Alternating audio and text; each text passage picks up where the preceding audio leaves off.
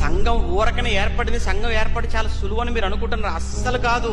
మీరు ఎక్కడికైనా ఒక చోటుకి వెళ్ళిపోయి అక్కడ మీరు సొంతగా అక్కడ మీరు నిలవబడి ఒక సంఘాన్ని ఒక 4-5 కూర్చోబెట్టి అక్కడ వాక్యం చెప్పి అక్కడ మీరు ప్రారంభించండి. ఆ కష్టం ఏంటో మీకు తెలుస్తుంది. అని ఈ రోజుల్లో సేవ అనేది పెద్ద విషయమే కాదు. ఎందుకంటే ఏమైనా అంటాం అనుకోండి, మనం మాకు రాజ్యాంగం అంటాం. మనం అవునా కదా చెప్పండి. ఈ రోజు ఎవరైనా కానీ మనం వచ్చి అడ్డుకున్నారు అనుకోండి, మనకు కొంచెం జ్ఞానవంతులం కనుక, తెలియగలిగిన వారు కనుక, చదువుకున్నవారు కనుక ఏమంటాం? ఆర్టికల్ 25 తెలీదా నీకు? 26 తెలీదా నీకు? ఆర్టికల్ 25 నుంచి 28 వరకు ఏముందో తెలుసా? ఏమండి బాగానే తెలుసుకున్నావు, వెరీ గుడ్. మనకు ఆ ధైర్యం ఉంది మనకు. మరి ఆ రోజు పౌలు గారిని అడ్డగిస్తుంటే రాజ్యాంగం తెలుసా, నీకు ఆర్టికల్ 25 తెలుసా అని అంటానికి అవకాశం ఉందా? అది ప్రజాస్వామ్య దేశం కాదు, ప్రజాస్వామ్య పరిపాలన కాదు. అది రాచరికపు పరిపాలన.